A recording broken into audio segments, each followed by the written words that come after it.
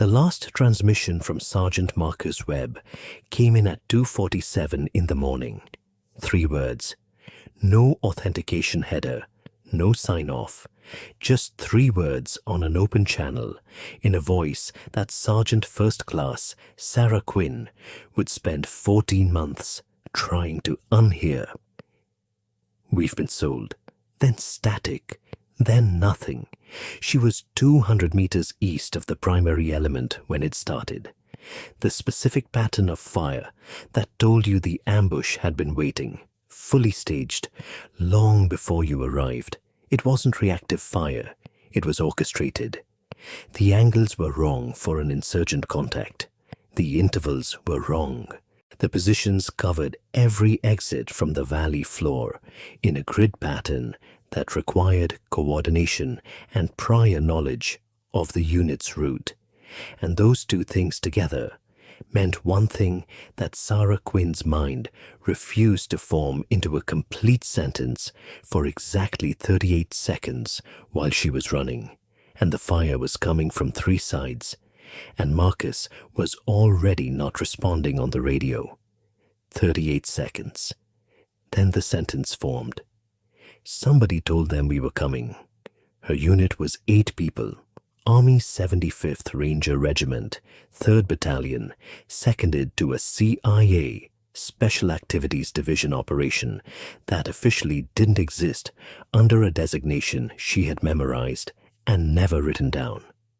They had been in country for 6 weeks.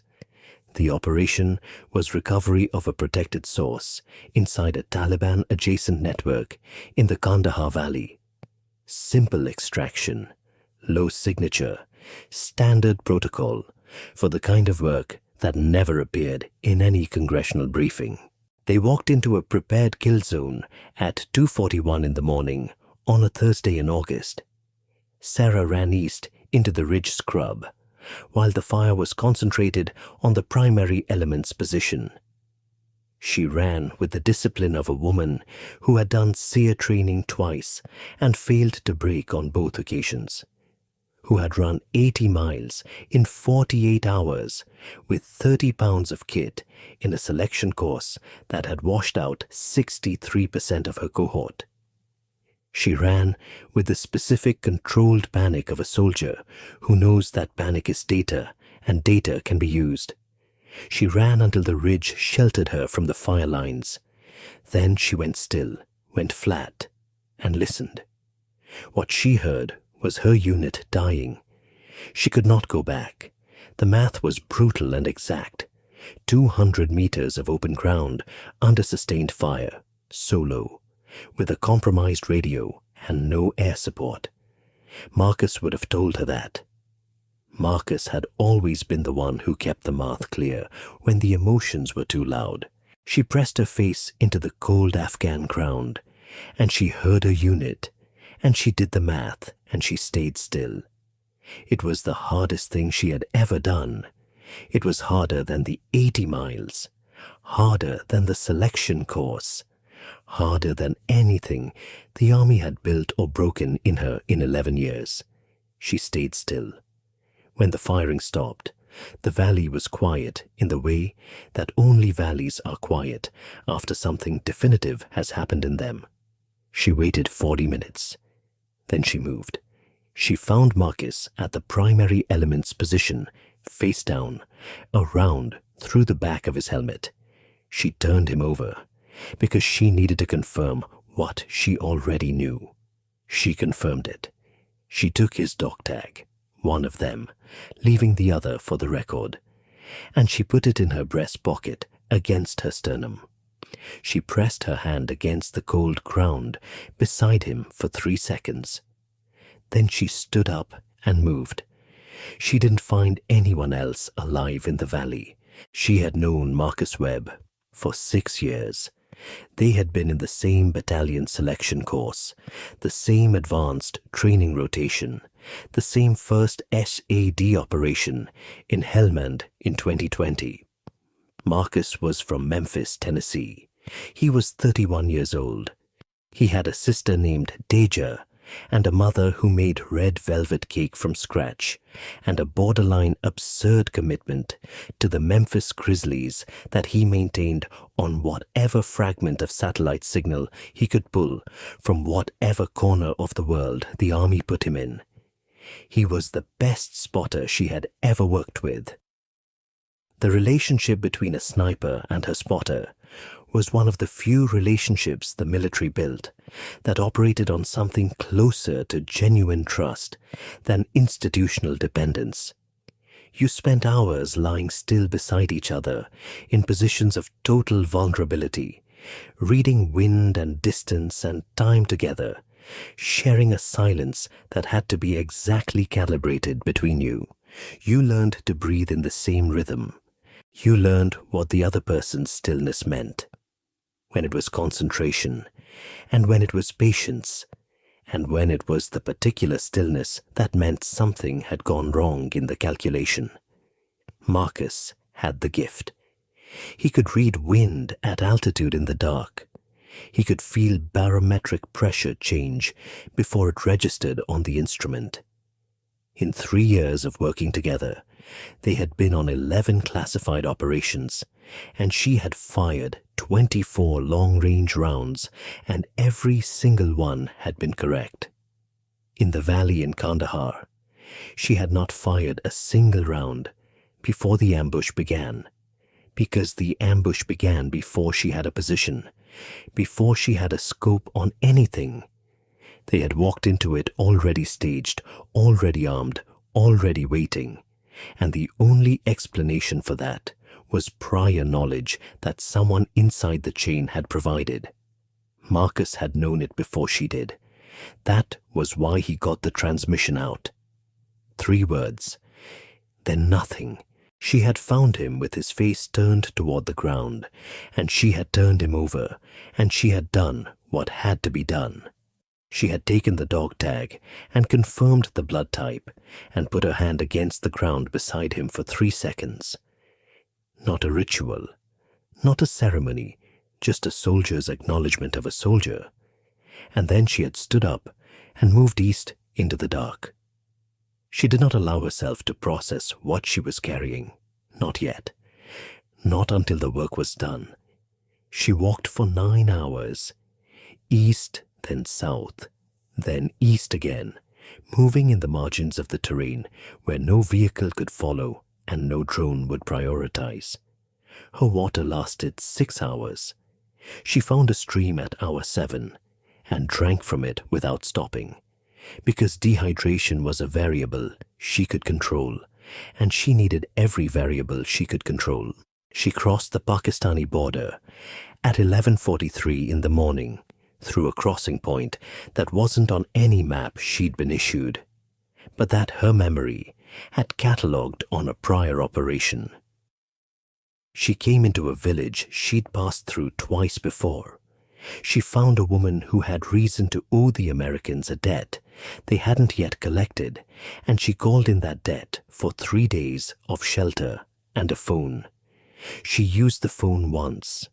She called a number that she had memorized during her first SAT induction, a number that bypassed every standard communication channel in the CIA, a number that went to a senior case officer named Roland Fitch, who she had dealt with exactly twice, and whose reputation was that he was the kind of man who could be trusted precisely because he was afraid of very little and wanted very little in return.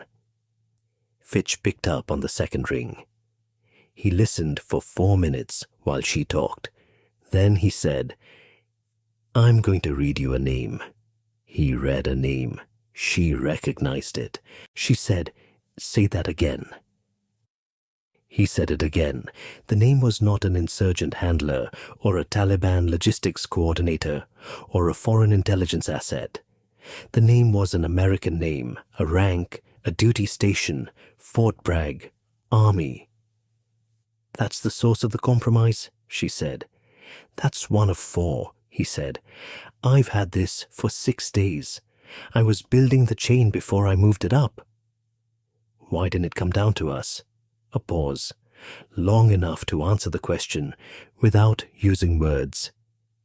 "You've been burned," she said. It wasn't a question. "The channel above me on this operation has been compromised since week 2, he said. "I've been working around it. I'm sorry, Sergeant Quinn. I'm sorry I wasn't faster." She was quiet for a moment. She looked at the wall of the room she was sitting in. Mud brick, a single window, afternoon light coming in sharp and orange. She had Marcus's dog tag in her breast pocket. She could feel the edge of it against her sternum, the raised lettering of his blood type. "Are they going to declare us KIA?" she said. "The Army has already filed the notification," he said. "Your families were contacted this morning." She absorbed this. "And the men who signed the order," she said. "The 4 names." "They will not face formal charges," Fitch said. "The evidence chain requires access to a classified operation that officially doesn't exist. The people who would prosecute this are downstream of the people who approved it. The system will not eat itself," she said. "Send me the names." A long pause. "I can't authorize that," Fitch said. "I know," she said. "Send them anyway." Another pause, then. "I'll send them to the channel that isn't being monitored." Another pause. "Sergeant Quinn, whatever you decide to do with this information—" "Don't," she said. He stopped. "Don't say it," she said. "Whatever you were going to say, don't." He didn't say it. She ended the call.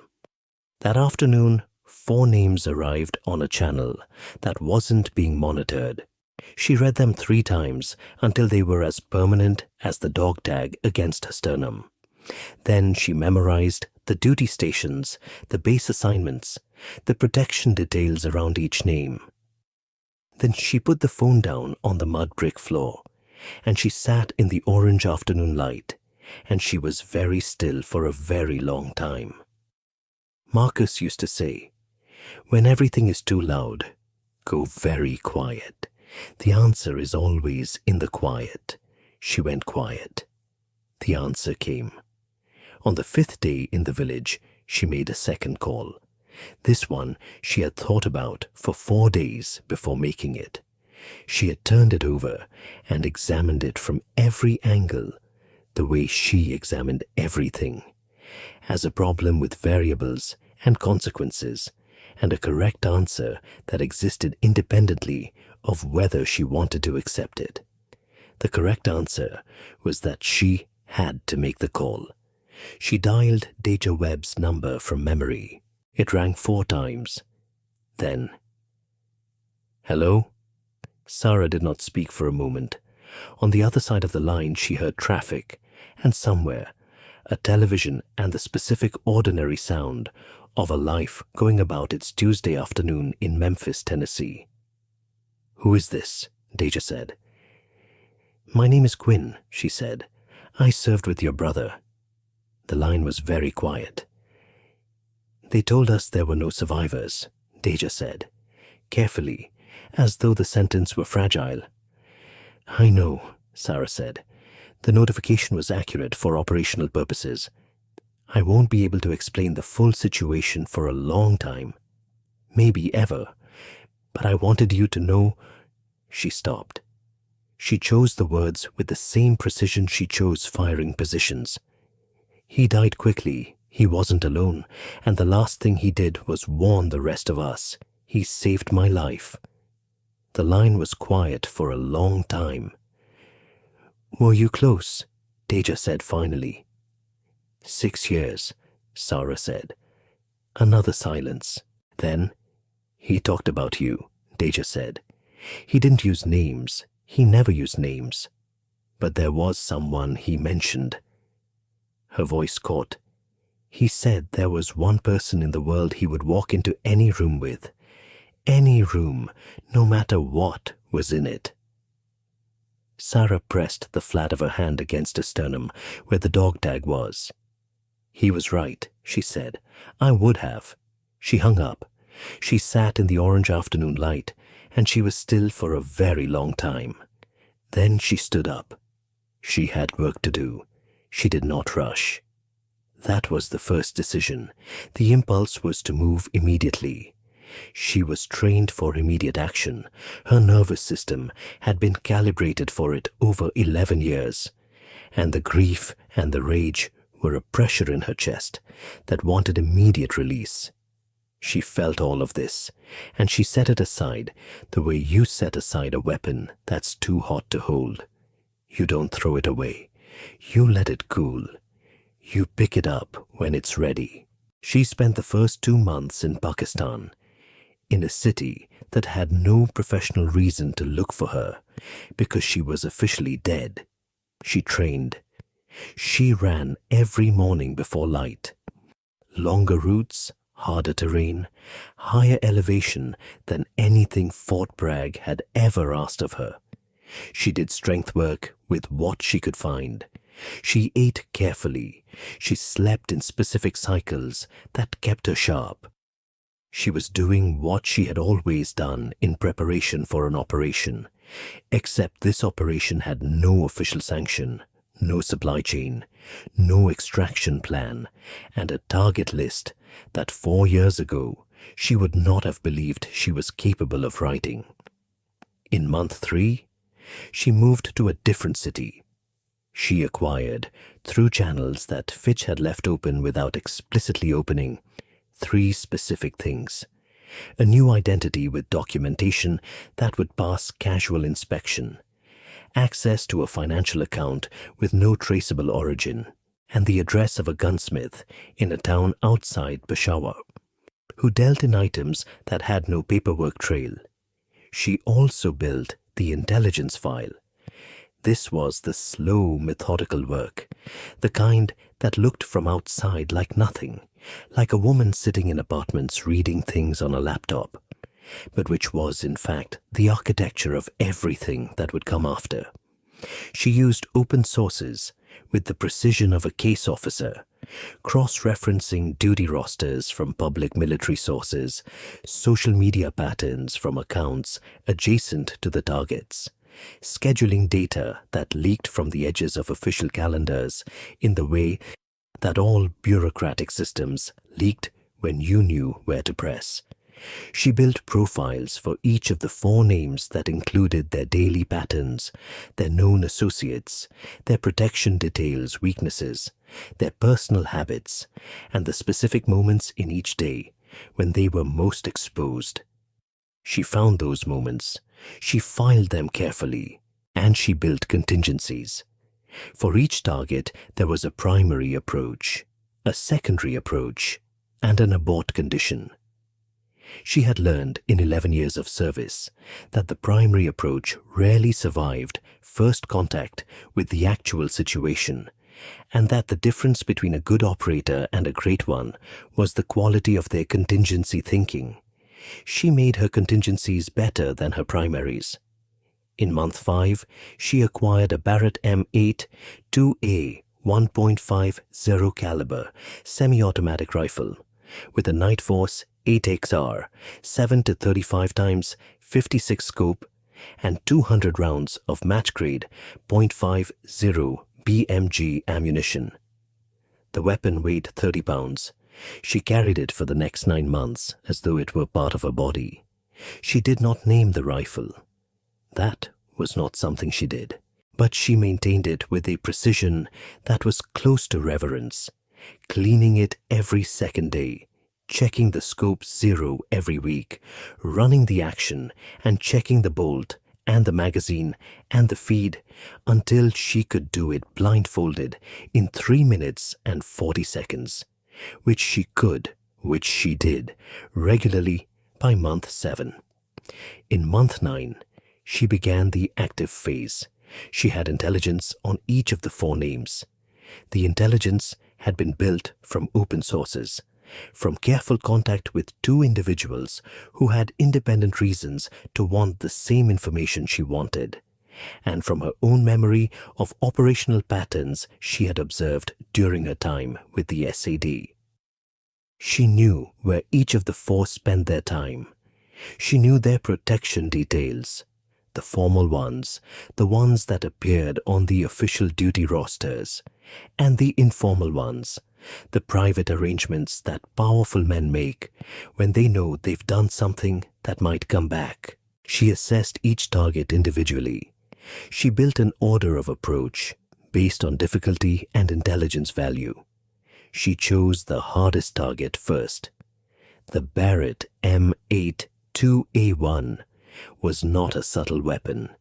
It was 30 pounds of semi-automatic precision instrument chambered for the .50 BMG round, a cartridge originally designed to defeat light armored vehicles, and which, in the hands of someone who understood its ballistic characteristics at extended range, could reach beyond 3,000 meters with consistent accuracy. The sound it made was distinctive and violent, a concussion rather than a crack, a pressure wave you felt in your sternum as much as heard with your ears. It was not a weapon for quiet work. It was a weapon for long work, work done at distances that gave you time and separation, that put 2,000 meters of irreversibility between the trigger press and the consequence. She had qualified expert on the Barrett at her first sniper course in 2016. She had used it on 3 classified operations before Kandahar. She knew it the way she knew her own breathing, as a thing that responded to patience and steadiness and the willingness to wait as long as the shot required.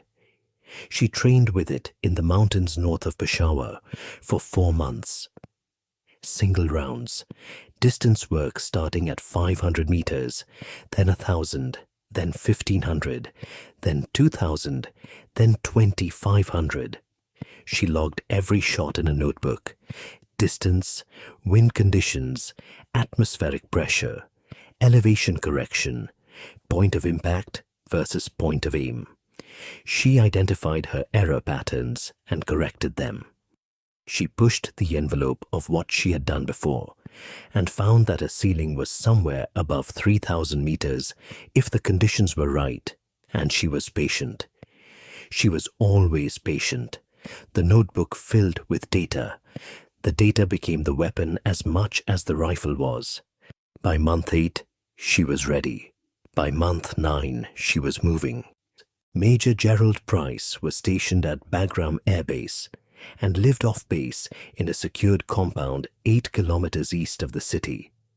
The compound had a perimeter wall, 2 armed guards on the main gate, a rotating security detail of 4 inside, and a daily pattern so predictable that Sarah Quinn had mapped it completely in 48 hours of observation from a position on a ridge 2 kilometers north.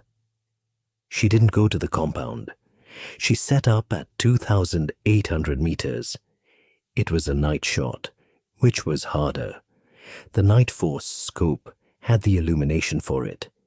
She had selected her firing position during daylight, assessed the wind at ground level and at altitude, made the elevation and windage adjustments, and confirmed her zero on a rock formation 300 meters beyond the target position. The shot, at 2,800 meters, with a .50 BMG round, traveling at 898 meters per second, required a holdover compensation of 73 minutes of angle and a wind call of 4.2 minutes left. She had made longer shots. She had made harder calls. At 23:18, Major Gerald Price stepped out of the rear entrance of his compound to smoke. He did this every night between 2300 and 23:30. She had confirmed the pattern for 4 consecutive nights. She made the wind call. She controlled her breathing to 4 cycles per minute. She pressed the trigger at the bottom of the exhale. The round covered 2,800 meters in approximately 3.1 seconds. She was already moving when it arrived. She allowed 2 full breath cycles after the shot before she moved. Not hesitation, confirmation. The round had traveled the distance in exactly the time her calculation predicted, and the result was exactly what she had come for. She was 2 ridges east before the compound's security detail had identified the direction of the shot. She was across the border before their radio traffic consolidated into a coherent response. She was in a different country by the time the formal notification began moving through official channels. She pulled the dog tag from her breast pocket. She held it for a moment, then she put it back. 1 name, 3 remaining. Colonel Raymond Voss was harder. Voss was back in the States, assigned to a desk at the Pentagon. A man who had built his career in the specific way of men who understand that proximity to power is its own form of armor. He had bodyguards. He had a driver. He lived in a house in Arlington with a security system and a detail that rotated every 8 hours and was staffed by people who were good at their jobs. Voss was the name she had spent the most time thinking about, because Voss knew her, not personally. They had never been in the same room. But Voss was the senior operational officer in the SAD chain above her unit's tasking, which meant he had read her service record, her assessment scores, her classified performance reviews. He knew what she was capable of. He had known when he signed the order. He had made a decision about her and her unit's lives with full knowledge of what he was erasing, and that fact sat in a particular place in her chest that was different from where the grief sat and different from where the anger sat. It was colder than both. Sarah spent 3 weeks on Voss. She was in Virginia in month 11, operating from a 1-room apartment she'd rented in cash under her false identity, running reconnaissance in plain clothes with the specific invisibility of a woman who had spent years learning to look like whoever the room expected her to be. She mapped his pattern. She found the gap. There was always a gap. Even careful men had them, because careful men eventually decided they were safe, and safety made people sloppy in small ways, and small ways were enough. Voss's gap was a Thursday morning run, private, no detail. He ran the same trail in Rock Creek Park at 05:30 every Thursday, alone, because he had told his security detail that his personal fitness was his personal time, and they'd stopped arguing about it 6 months in. 3,200 meters from the east ridge of the park, exposed for 40 seconds on the trail's longest straight section. She set up at 3 in the morning. The shot was the longest of the 3 she had taken. 3,200 meters in the pre-dawn dark, a light northwest wind of 7 knots, temperature 41 degrees. She made the calculations with a precision that had been built over hundreds of hours of practice, corrected for the atmospheric conditions at altitude, and confirmed her zero on a fixed point in the park's tree line. At 05:34, Colonel Raymond Voss ran into the straight section of the trail. She exhaled. She pressed the trigger. 3,200 meters. She was moving before the echo reached her, but in month 12, the 3rd name came with a cost. Captain Henry Ellis was not like the other 2. Ellis had been the junior officer in the chain, the one closest to operational level, the one who had known the unit by name. He had signed the order because he was told to sign it, and had not asked what he was signing until after the mission had already launched. Sarah had known this from Fitch's intelligence. She had known it when she'd built the list and put his name on it anyway. She found him in Fayetteville, North Carolina. She found him in a bar near the base, drinking alone at a table in the back, a man who had the specific look of someone who had been sleeping badly for over a year. She sat down across from him. He looked at her. He went still. He knew her face.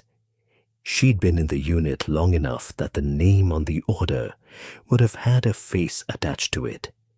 And he knew what her sitting across from him in a bar in Fayetteville meant. He knew what she was. He knew she was supposed to be dead. He didn't reach for anything, didn't call out.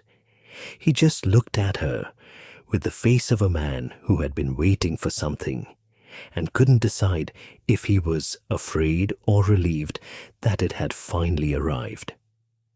She looked back at him for a long time. She thought about Marcus. She thought about the 6 names.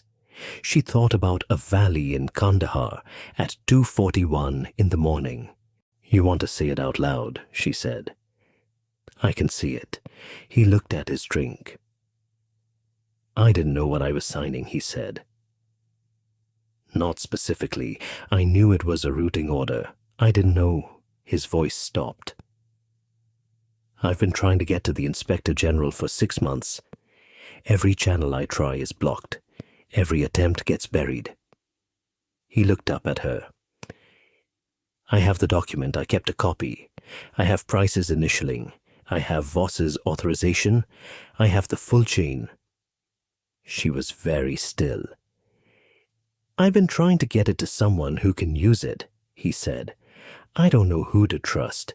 She studied his face, the specific look of a man telling the truth. Not because she trusted people easily, she didn't, but because she had been doing this work long enough to know what a lie looked like in a body under this kind of stress, and he wasn't making any of them. She made a decision. She told him a name, not Fitch's, a journalist, a specific one, at a specific publication, who had a history of receiving classified documents and knowing precisely which ones to publish and which ones to protect. She had identified this person during her preparation phase as a contingency. She told him the contact method.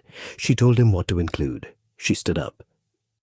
"The other 2 names," he said, "Price and Voss." She looked at him. "They're gone," he said. It wasn't a question. She said nothing. He nodded slowly. "And Donahue," he said. "General Donahue.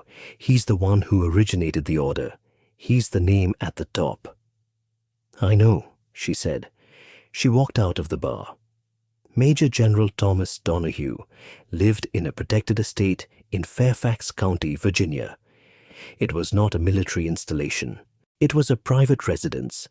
6 acres, high fence, a security team of 8 rotating in 12-hour shifts, and a man who had spent 32 years in the United States Army, accumulating the kind of institutional protection that made ordinary accountability an inconvenience rather than a threat. He was retired. He had been retired for 18 months, retired with commendations, with the ceremony, with the specific dignity of a man whose crimes were classified at a level above the people who would have prosecuted them. Sarah spent 2 weeks on the estate. She did not approach from the ridge this time. At the distances available, the nearest ridge with line of sight to Donahue's regular position was 1,400 meters. The shot was technically easier than the previous 2. But she had decided, somewhere between month 12 and month 14, that this one was going to be different. She wanted him to know. She went in at 0200 on a Thursday. The fence had 2 dead angles in the guard rotation. She'd mapped them during her reconnaissance. She was through the fence at 0217, through the garden at 0224, at the rear door of the house at 0229. She bypassed the alarm system in the way that an Army Ranger with SADI training and 14 months of preparation bypasses alarm systems, completely, quickly, without leaving a trace. She found him asleep. She did not shoot him in his sleep. That was not what she had come for. She stood at the threshold of the bedroom doorway until he sensed the change in the room, the specific way that rooms change when someone is in them who should not be. And he woke. He lay still for 2 seconds. Then he turned on the bedside light. She was standing at the foot of the bed in dark clothes, the Barrett M82 across her back, her Glock 19 level. She looked exactly like what she was. She had not tried to look like anything else. He looked at her face for a long time. "Quinn," he said. "Sir," she said. The word came out level. She had practiced this. Not the word, but the levelness of it. She was not here with anger. She was here with a ledger. Those were different things. He looked at the Glock. "You're going to shoot me." Eventually, she said, "First I want you to say it, out loud, the order, what it was for, what you knew." He was quiet. "You don't need it," he said. "You clearly already know." "I know," she said. "I want you to say it anyway." He looked at her across the room, the specific look of a powerful man recalibrating, trying to find the angle, the leverage, the play. Finding none. He said it. He said the unit name. He said the valley. He said the date. He said the reason.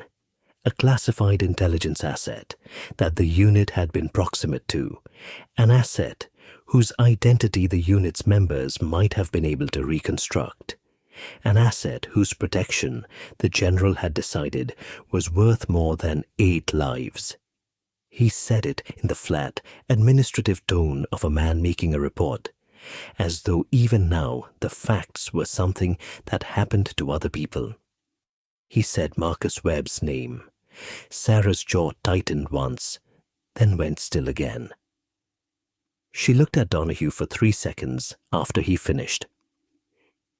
"Your security team will find you at 0600 when they start the morning rotation," she said. "The document that Captain Ellis filed this week will be published in 48 hours. Your name is at the top of it." He looked at her. She raised the Glock. She delivered justice in the way that the system she had served for 11 years had chosen not to. She was clean, specific, professional. She left the way she came in. She was through the fence at 0312. The estate was dark and quiet behind her. The security team would find him at 0600 when the morning rotation began. They would find the room unchanged except for what had happened in it. And they would find no point of entry, no exit, no evidence of anything that would give them a starting place, because she had been very precise about what she touched and what she didn't. She walked north through the Virginia dark along a tree line she had pre-walked twice in the 2 weeks of preparation. Her breathing was controlled. Her heart rate was elevated but steady. The specific elevated steady of a body that has been asked to operate under high stress and has been trained to regard stress as neutral information. She thought about the way Donahue had said the unit name, flat, administrative, as though the 8 people who had gone into that valley at 2:41 in the morning were a line item in a budget that hadn't worked out the way the calculation suggested. She had served in the United States Army for 11 years. She had seen commanders make decisions that cost lives. That was the nature of what the military did, what war demanded, and she had understood it as the reality of the work from the beginning. But she had also understood that the work required that the decision be made in good faith, in the direction of the mission, with the loss as an unintended consequence and not as the objective. Donahue had made a decision that had the loss as the objective. He had signed an order that sent 8 people into a prepared kill zone to die because those 8 people were a complication he had decided to resolve. She had resolved him in return. She did not feel remorse. She felt the weight of Marcus's dog tag against her sternum. She felt the specific feeling of a debt settled. Not gone, not healed, not made right in any way that would have satisfied a court or a commander or anyone with a faith in institutions that she no longer shared. Just settled. The way you settle a ledger, the balance brought to zero. She crossed the tree line and found the car exactly where she had left it. She put the Barrett in the trunk and drove north in the dark and did not look back at the lights of the estate growing smaller in the rear-view mirror. She had done what she came to do. Everything else was just distance. She was in a different country by sunrise. She drove north through the dark in a rental car that would be found at a gas station in Maryland, wiped clean, empty. A ghost car left by a ghost. She had a bag. She had the Barrett M82 broken down into its case. She had Marcus's dog tag. She crossed into Canada at a crossing point in Vermont at 0450, using the identity that had carried her for 14 months, the last time that identity would be used. On the other side of the border, she drove for 2 more hours before stopping at a diner outside Montreal that was open all night and served coffee in thick ceramic mugs and didn't ask questions of people who came in alone before dawn. She sat at the counter. She ordered coffee. She put Marcus's dog tag on the counter in front of her and looked at it for a long time. She thought about the valley. She always thought about the valley. That was not something that was going to stop. But the weight of it was different now. Not lighter, exactly. More settled. Like a stone that has been carried so long, it has found its place in the shape of the hand. She thought about the 38 seconds she had lain still in the dark in Kandahar, while the valley went quiet. The hardest 38 seconds of her life. The thing that was going to be the measure of her for whatever years she had remaining.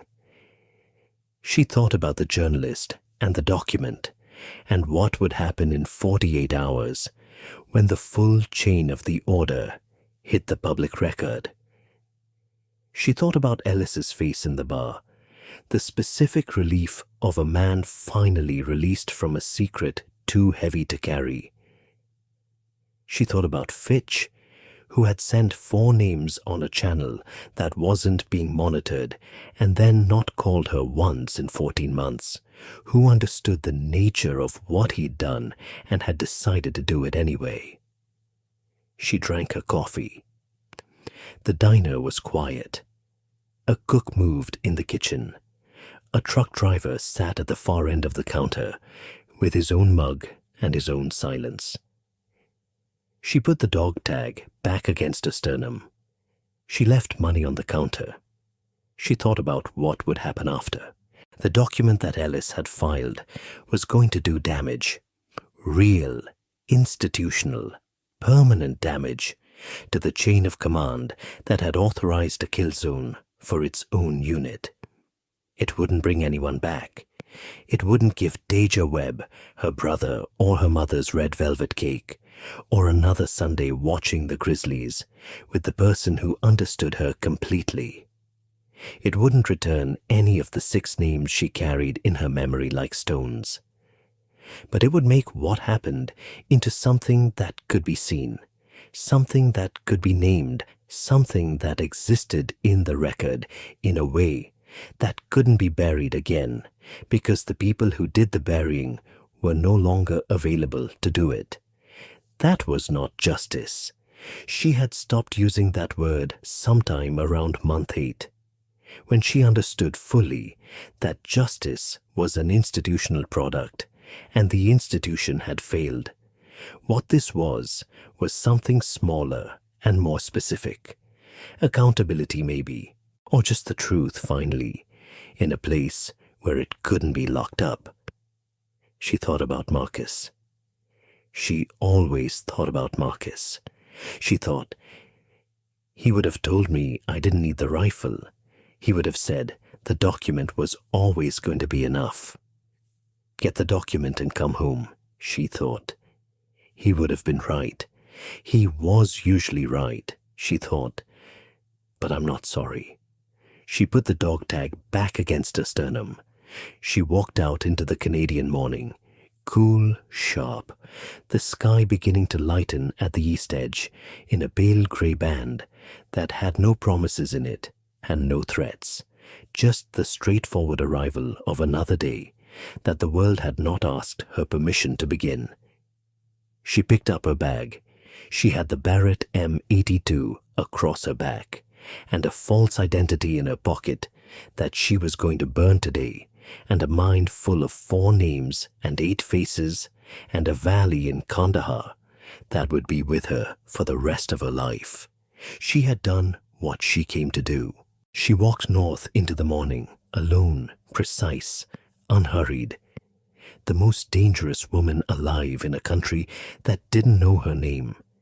And she disappeared the way she always disappeared, completely, without asking anyone to watch. She was 33 years old. She had served the United States Army for 11 years. She had 2 classified silver stars in a file she would never be able to show anyone, commendations from operations that didn't officially exist, a performance record that said she was the finest long-range asset her section had produced in a decade. She had been declared dead by the institution she had served. She had been erased from the record and replaced with a notification and a folded flag delivered to a family in North Carolina that didn't know what their daughter actually did for a living. She had come back from that. She had done what she determined needed to be done, with the precision and discipline of a soldier who understood that there was a difference between what the law permitted and what justice required, and who had decided in a village outside Peshawar, with orange afternoon light coming through a mud brick window, that she was no longer going to wait for those 2 things to align. She drove through the Canadian morning, and the light came up around her in the clean, impartial way of northern light. No opinion, no judgment, just illumination. And the Barrett M82 was in the trunk in its case, and Marcus's dog tag was against her sternum, and the road went north into the distance for as far as she could see. She had the rest of her life ahead of her. She didn't know yet what she was going to do with it. She thought about the coffee diner outside Montreal, with its thick ceramic mugs and its no questions policy. She thought about Deja Webb in Memphis, who was going to read a document in 48 hours and finally understand something about her brother's death that the Army notification had deliberately withheld. She thought about Fitch, somewhere in Langley, who had sent 4 names on an unmonitored channel and then stayed quiet for 14 months and would stay quiet for the rest of his career, because that was the kind of man he was. She thought about a valley in Kandahar in August and a man from Memphis who had loved the Grizzlies and made 3-word transmissions under fire and been right about every wind call for 6 years. She thought, I kept your dog tag. She thought, I'm keeping it. She thought that was probably fine. Not knowing was the beginning of everything she had ever done worth doing. And she had done a great deal worth doing. She would do more. The road was long and it was hers, and the morning was just starting. If this story moved you, if you felt every step she took across those 14 months, please like this video and subscribe. She carried what most people couldn't lift, and she carried it alone, and she kept walking. Stories like hers deserve to be heard.